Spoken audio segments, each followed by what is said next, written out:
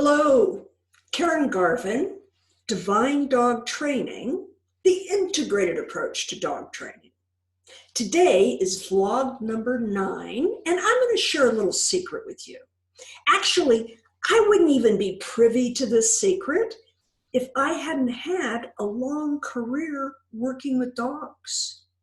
You know, particularly on those days when I had a dog training facility and I had people coming to see me all day, I might see 5 or 7 people in one day. And then there were other days where I was going to people's homes. But when you meet that many dogs, now, and I'm talking about the dog who wants to greet you. I'm not talking about the dog that's terrified or the dog that wants to kill me. I'm talking about the dog that wants to greet you. What I realized was there were 4 things most of them wanted to know. The 4 things were: 1, they might start smelling my shoes. That dog, the most important thing for them to know is, where have you been? The second thing, dog might start smelling my pants. We've all heard somebody say, well, you must have dogs of your own. I was like, you have no idea how many dogs I must reek of. But so smelling your pants, that dog wants to know, who have you met today? Dog number 3, maybe sticking their nose where you don't appreciate it. But it didn't bother me because I realized that we all have our own unique personal odor. It's almost as if they could smell our DNA.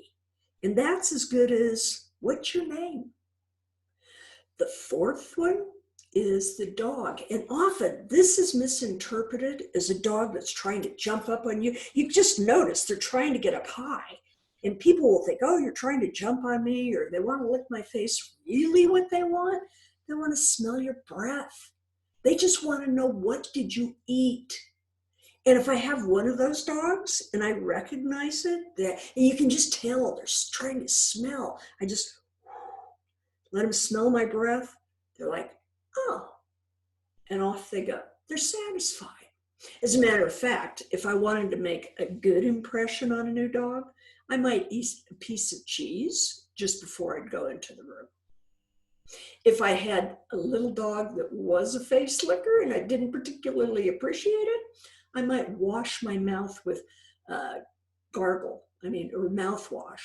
They hate mouthwash. So that was a good deterrent. I got one last story for you.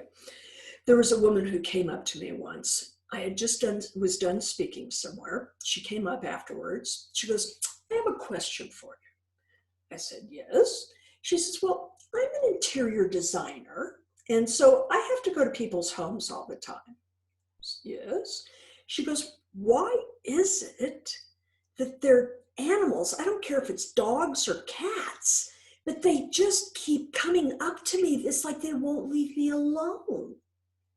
Now, I'm sure this woman at the moment thought I might say something like, oh my God, you must be so charismatic. But really, I looked at her and I said, they won't leave you alone because you don't like animals. And she was like, oh, how did you know?